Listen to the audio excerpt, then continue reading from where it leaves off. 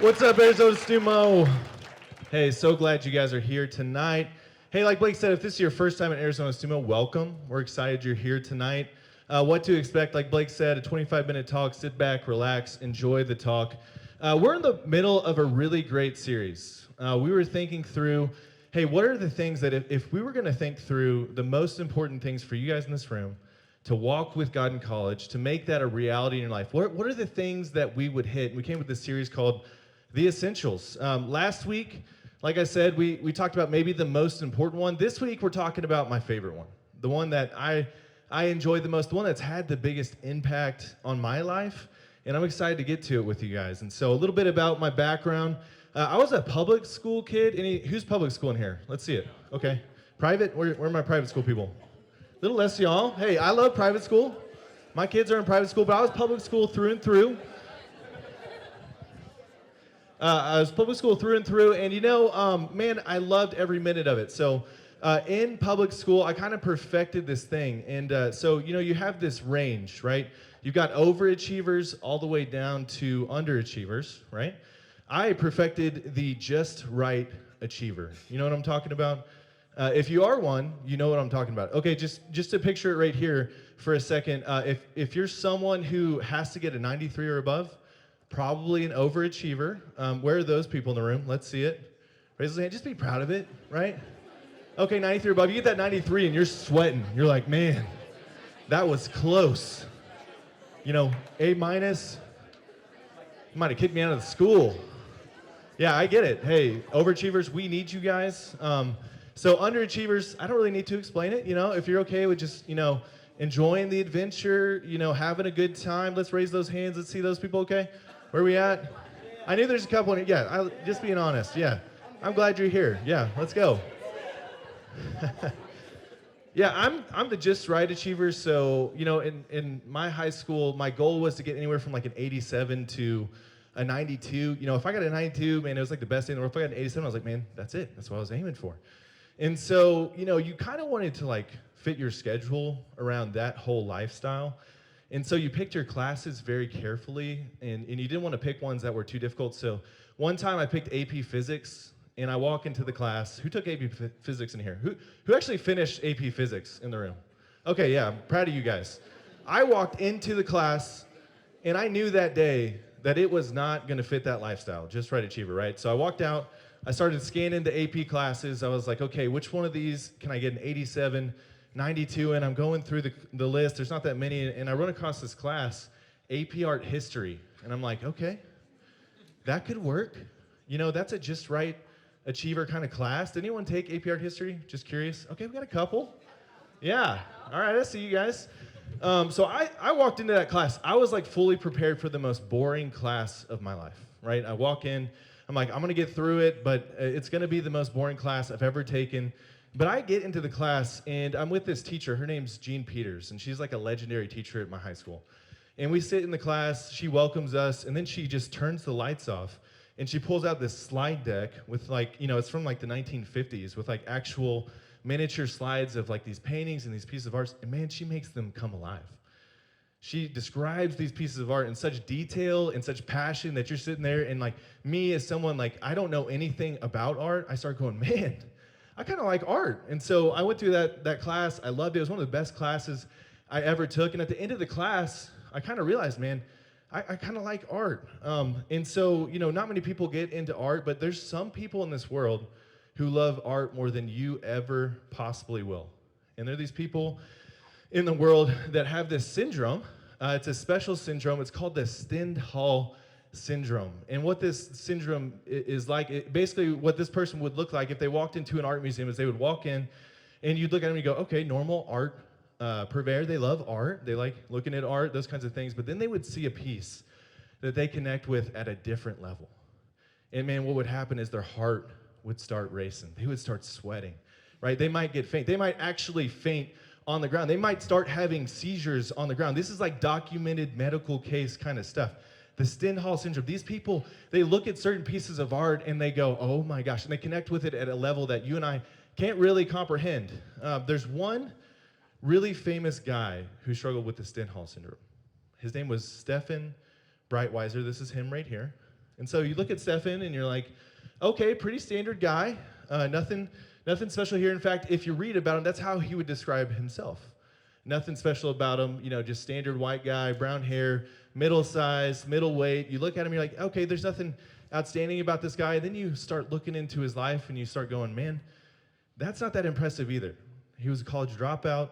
He didn't finish college. He would go wait tables from time to time, but mostly he would just collect welfare checks as he lived with his mom in the attic of her house, rent-free. You look at this guy and you're like, man, nothing that unique. But one thing that was unique about him is he had the Stendhal syndrome. And so he didn't know it. But one day, he walked into a local museum in the city he was in, and he's walking around, checking out all these different pieces of art. He's like, this is cool, this is awesome. But then he sees it. He sees a flintlock pistol from the 18th century. This thing's like 300 years old. It's amazing. And he sees it, and his heart starts racing. He starts sweating. He's like connecting with this piece of art at a different level. And so he does what any of you guys would do. He takes it from the museum, sticks it in his backpack, walks back to his house, takes it out, sets it on the shelf in his attic, and goes, man, that was crazy. I can't believe I just stole a piece of art. He goes to another museum the next week, same thing. He's like, I'm not going to steal this time. Walks in, connecting with different pieces of art, walks into the medieval section, right, where they have all like the armor and stuff like that. He sees a crossbow hanging from a wire above him. And he sees it, man, heart starts beating. He's sweating. He doesn't know what to do. He pulls out his Swiss Army knife. He cuts the wire, grabs this huge crossbow. I mean, a crossbow is like this, like it's huge. And it's like, what am I going to do now that I'm holding this crossbow in the middle of a museum? So there's no guards. He's trying to figure out how to get it out of the museum. He's going to steal it again. So he opens a window, right, runs over to the window, looks down. They're in a castle, looks down. There's bushes below, throws the crossbow from the 15th century into the bushes below, goes and grabs it, takes it back home to his mom's house, puts it on the counter, stares at it and goes, oh my gosh, I did it again. This continues on and on. The next week, he steals a portrait that's worth millions of dollars just because, takes it back to his mom's house, the attic. Over the next 6 years, he steals 238 pieces of art from museums across Europe. This guy on the screen that we're like, man, he's so average. He tells everyone he's average. He becomes the most prolific art thief of our time.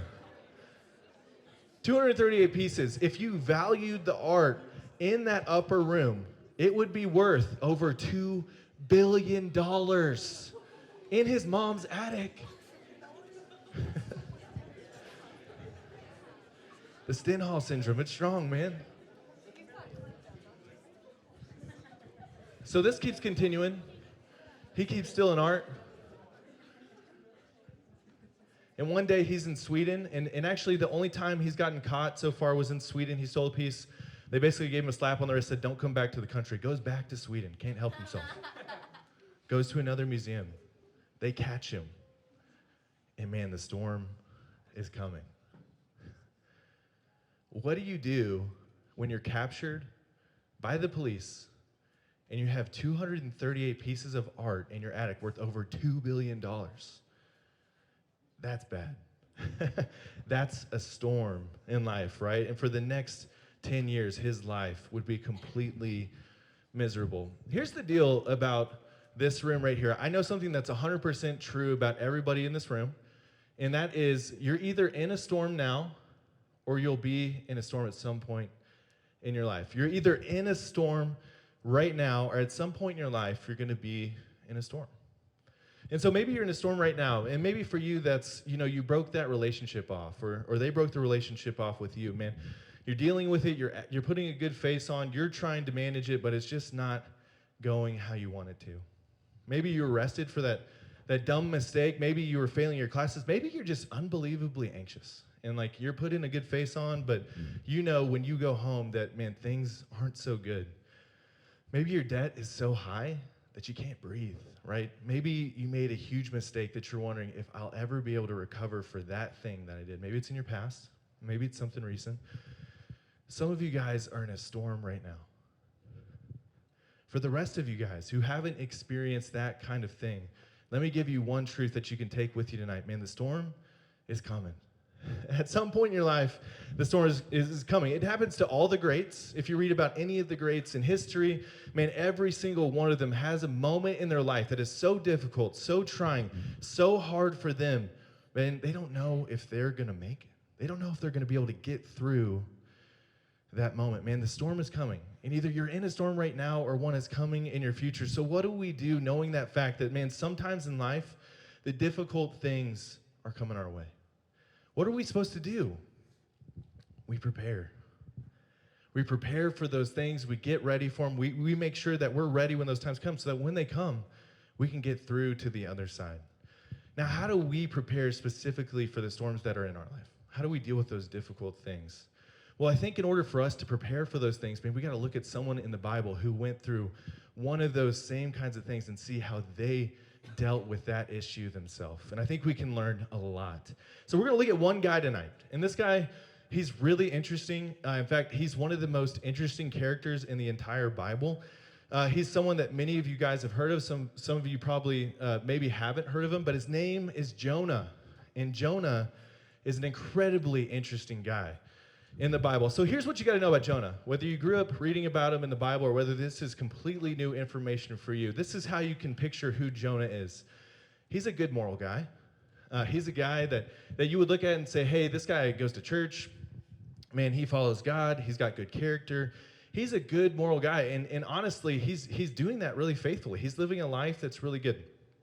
Then something really interesting happens.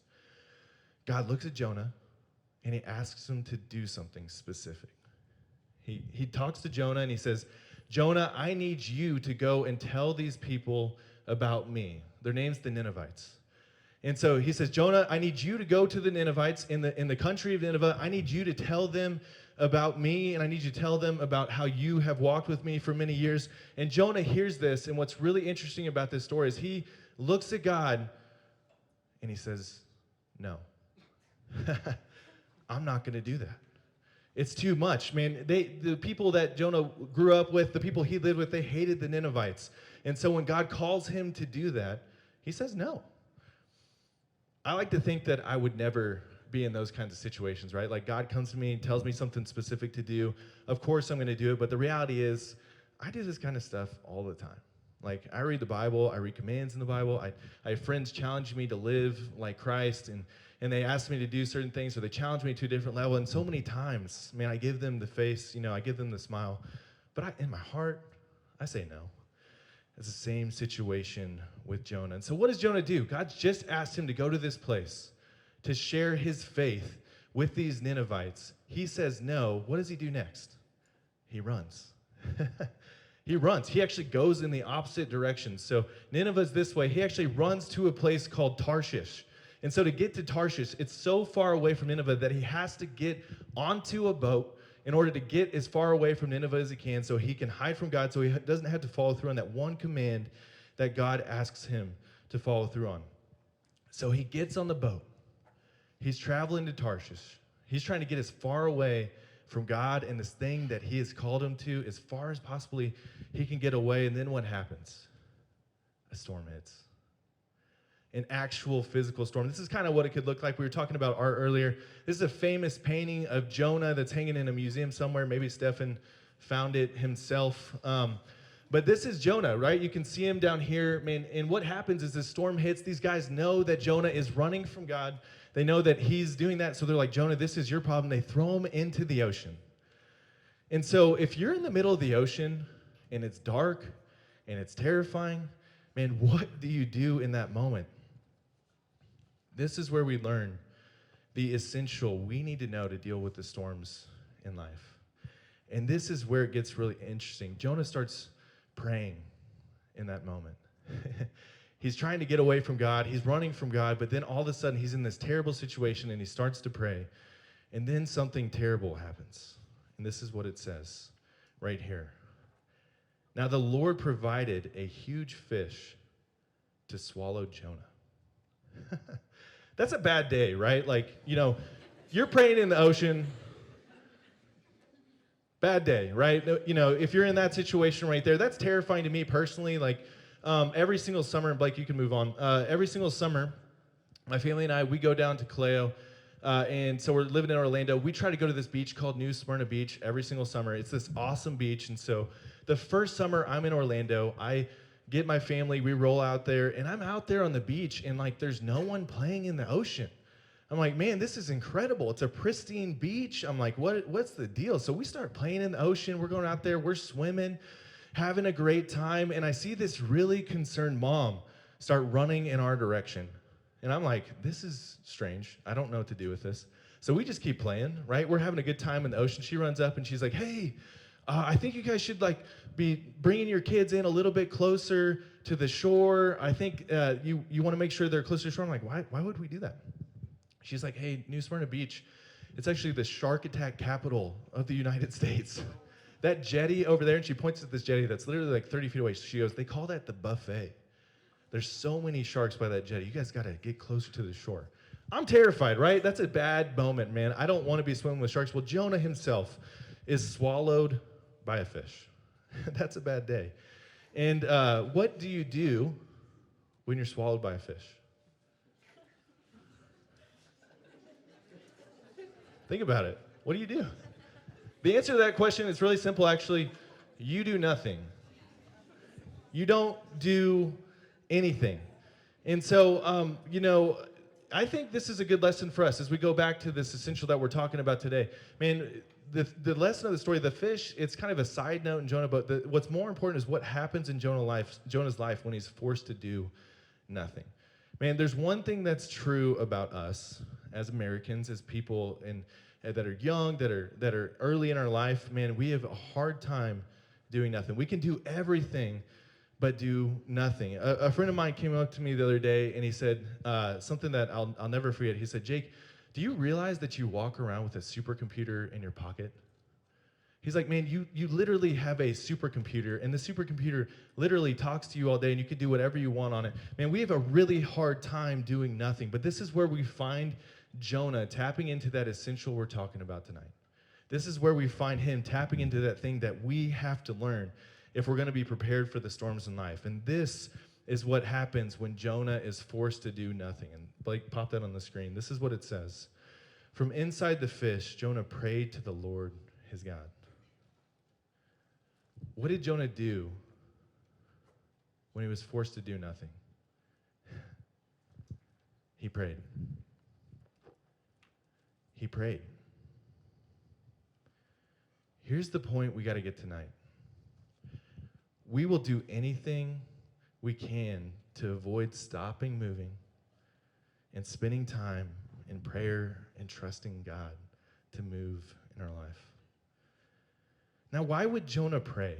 Like, if I'm swallowed by a fish, man, bad day, not loving that day, man, my first instinct is not to pray. Why would Jonah pray? Why should we pray in our lives? Well, I think in order to understand why we should pray, why we should spend time investing in those kinds of things, man, we got to understand exactly why Jonah prayed. And what's really cool is we see his prayer. We learn so much from this. And this is what it says. Jonah's prayer starts like this.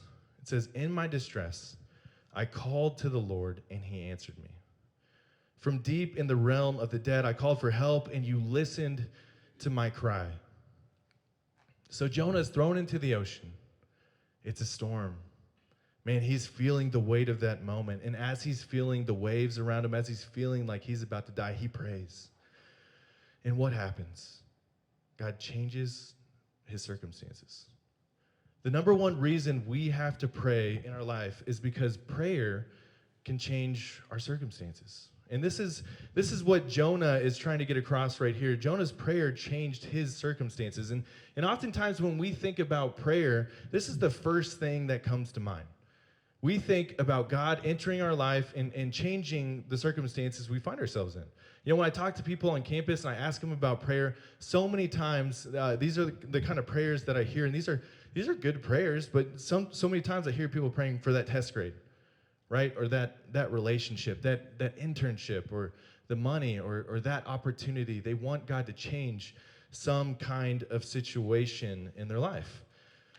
one of the main reasons we should be invested in praying in our life and invested in doing that in college is because God can use prayer to change the circumstances in our life. At times, he will do that in your life through prayer. And I remember a specific prayer, and this is a small thing, but it's why I want to share it with you guys, because this is a small answered prayer that I can't forget to this day. I remember it was my junior year of college, and I had been having one of the hardest years of my life, in really difficult situations. And I had just been spread so thin and really struggling in school and all these different things. And I remember one day, I was sitting there, it's about 12:30 at night, right? And I'm checking my email, and I got an email from my teacher. It said, "Hope you guys are ready for the test tomorrow." I didn't know there was a test the next day, right? And so I remember that night praying to God, saying, "God, can you make this a take-home test?" I went to sleep that night. I woke up the next day, and I kid you not, I had an email in my inbox that said, "Take-home tests." I remember sitting in that moment and being like, God answered that prayer. Like, that was a clear answer to prayer. I needed God to change that circumstance. It's a small change, but what about the times where God doesn't answer those kinds of prayers? Like, I remember another time, I was in 5th grade, and there's this girl I really liked. Her name was Lindsay, and I won't use her last name because it's embarrassing, but man, I had this huge crush on Lindsay. One, I thought she was really cool. Two, she had this miniature pinscher that I thought was like the coolest dog on the planet, and so I was like, man, if I could date Lindsay, my life would be complete. So I remember getting on my knees in 5th grade, praying to God, God, please let me date Lindsay. And I prayed it for probably a week, 2 weeks. It never happened. And here's what we got to know about prayer, is that God doesn't just use prayer to change our circumstances. There's so much more to prayer than that. This next part of Jonah's prayer, it's so interesting, and this is what he says in verse 7 of this chapter. He says, "When my life was ebbing away, I remembered you, Lord, and my prayer rose to you, to your holy temple." And what Jonah was saying there is that, man, I remembered you, Lord. As I was praying, something changed inside of me. I changed. And what we got to get out of this prayer from Jonah is that Jonah's prayer didn't just change his circumstances. Jonah's prayer changed Jonah. That's one of the main reasons we have to embrace praying, why we have to pray in our lives, because prayer is not just meant to change our circumstances. Sometimes it does, sometimes it will, but prayer is always meant to change us. So I go back to this idea of us doing nothing in our life, like spending time actually doing nothing. And I asked this question to you guys just because I think it's worth reflecting on. I'm in the same boat as you guys. When was the last time you turned off your phone? Like, can you remember when you actually just turned it off, set it aside? Man, so many times I have a hard time remembering that. It is so hard to do nothing. And in this day and age, this culture, to slow down and reflect on things. Here's the deal about me. I'm a guy who loves books. I love business. I love action. I love doing things. I love starting things. I love entrepreneurship. I love moving and changing things. And for so long in my life, I thought that was going to be where I got the bulk of the change in my life, my personal life. It was going to be from those things. But then I met Dennis. This is Dennis right here. Check him out. Great guy. In fact, I met him when I was probably around 25, and so he was in the town I was living in at the time. And this is the crazy thing about Dennis. This is his job. Dennis works at a place called the Fayetteville Prayer Room. And this is what he does. And this is what he's done for almost the last 12 years of his life. He has spent the last 12 years of his life literally sitting at this desk at the front of the prayer room where he prays for other people and where he just prays by himself. And I remember meeting Dennis and being like, man, that's a weird job. Like, I don't think that's for me. And as I got to know Dennis, he started inviting me into his life and starting to let me come around his life and just learning from him. So I would go over to Dennis's house and we'd be hanging out. And he was just a great mentor and leader, and we'd be spending time together. And we'd have this set time together, and as we're hanging out, he would always look at his watch about 30 minutes before we would leave. And he would go, hey, I love talking, but we got to stop. We need to pray right now. And we would spend the next 30 minutes praying about different things in life, praying for other people, praying for ourselves, praying for our country, praying for so many different things in life. How does Dennis's job sound to you?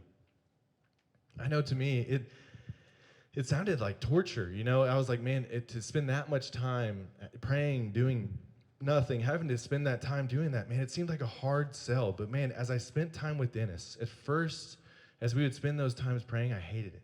I didn't like it.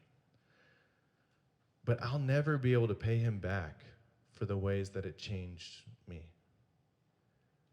Spending that time praying with Dennis, you know, I saw some things change. I saw God change some of the circumstances of my life. I saw things happen, but man, for the most part, what I always saw is that I was changed. My heart was changed, and who I was changed. Prayer changes us. And it's one of the most important reasons we need to pray, because that's where the real, the deep, the meaningful change happens in our lives.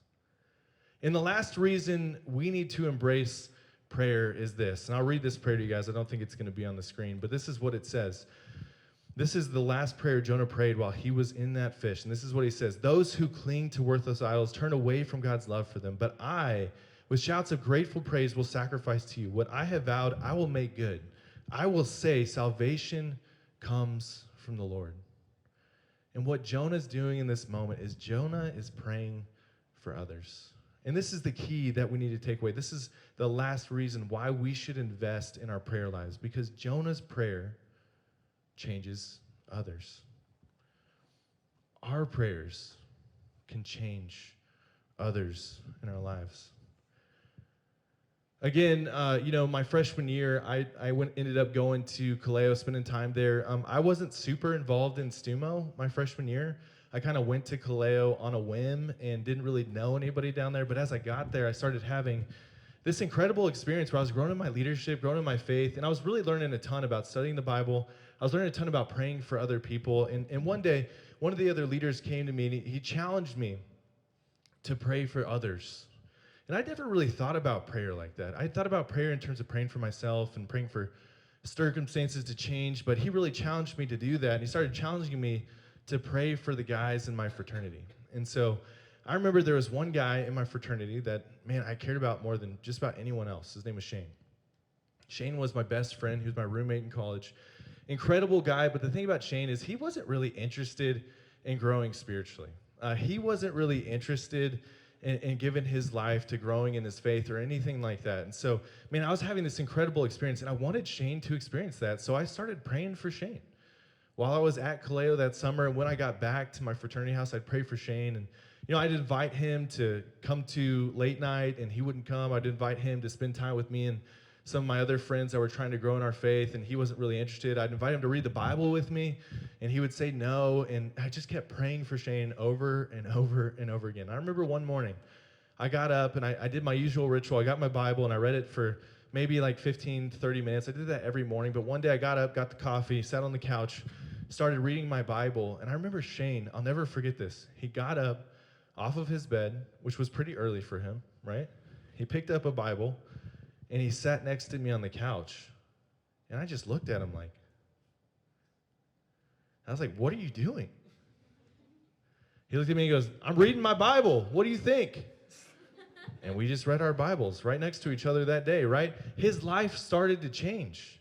A guy who had no interest in those things, a guy who really wasn't interested in those things, all God started to work in his heart as we were praying for Shane. Man, it changed his life. What about you? Who do you pray for? Who are the people in your life that you spend time praying for, meaningful time praying for their lives? Your family, your friends, the people in your fraternity or sorority, the people on your team, people in our country, our world. Who do you pray for?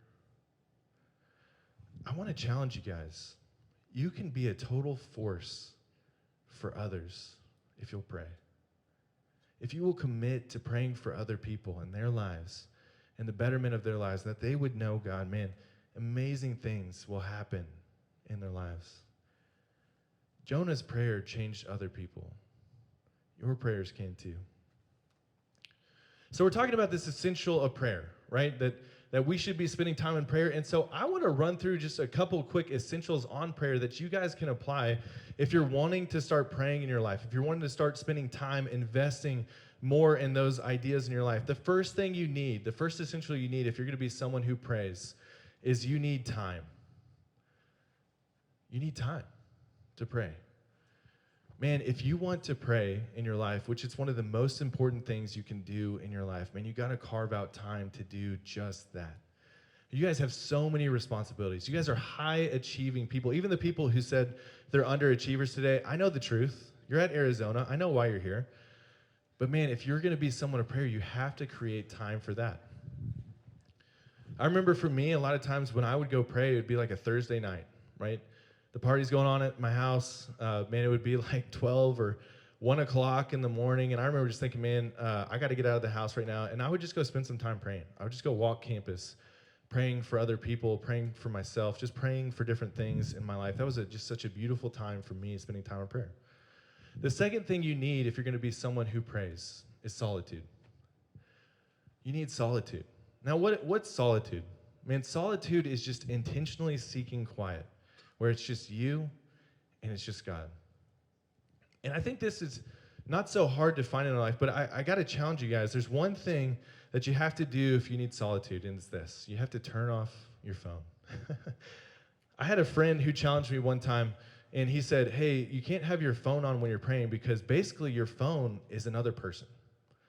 And it really helped me think about my phone. I was like, man, that's true. Like, what if I had someone in my life that 300 times a day said, hey, I need to talk to you? I would avoid that person, right? I'd be drawing up some boundaries, right? And that's the truth about phones, right? Man, if you're going to have solitude, we need to get alone. And I would challenge you guys to turn off the phone, man. Get that voice out of your head so that you can spend time with God. And the last thing you need in terms of prayer, the last two things you need, the first thing is authenticity, which is this. Man, if you're concerned about your prayers sounding good, if you're concerned about your prayers, pleasing God, like being things that are polished that he wants to hear, you're not really experiencing the power of prayer. I want to challenge you guys to be authentic in your prayers with God. Man, those things that you're really struggling with, the things that you're mad about, the things that you're desperately trying to get out of, man, share those things with God. If you're mad at God over some circumstance in your life, tell him that. If you're upset about something that's going on, if you're depressed, if you're feeling the weight of some decision in your life, man, share that with God. He can handle those things. And that's where prayer can really take off in your life. And the last thing you need if you're going to be a successful prayer is this: structure. That's what we're going to be talking about in this essential skill after this talk. Jackson's going to walk us through just a really quick skill that we can use to pray and give us some structure on ways that we can just simply start to pray in our life. It's a really cool tool that he's going to teach us. I think you guys will like it a lot. I think about that room that Stephen Breitweiser had in his mom's attic, right? With the 238 pieces of art worth $2 billion, right? I think about that all the time. I'm like, man, normal house, normal guy, but he had a treasure trove of things in that attic. He was rich beyond belief. But one day, all that he had, let's say he was successful, and man, he pulled off those heists, and he kept those pieces of art, and he got to keep them for some reason. Let's imagine that was true. Well, one day, it will all be gone. We live short lives. Man, we live lives that are meant to have purpose and value and all those different things, but at the end of the day, they're all short, and those material things that we get, we can't take them with us. I think about Dennis. Not a traditionally successful man. You look at his life, he wasn't rich. He didn't have a high-powered job. He is no pinnacle of success. He didn't start a startup and make tons of money early on. In fact, his life was kind of marked by consistent failures in his life, things that went wrong, storms coming up in his life. Yet this is the truth about Dennis. Dennis is rich. He's spiritually rich. And this is the thing. He's taking it all with him. Which would you choose? If you want to be spiritually rich, man, there's one essential you have to embrace in your life. Prayer. God, thank you so much for this room. We're so grateful for the people in this room and how you use StuMo to impact so many lives on campus, God. I'm so grateful for the leaders and the men and women in this room who are excited and engaged in impacting those around them. God, would you make this a room of people who pray? Would you make this a room of people who go out and seek to be spiritually rich, God? To change their lives, God, to have prayer change them, and to have their prayers change other people. God, let this be a room of true impact. In your son Jesus' name we pray. Amen.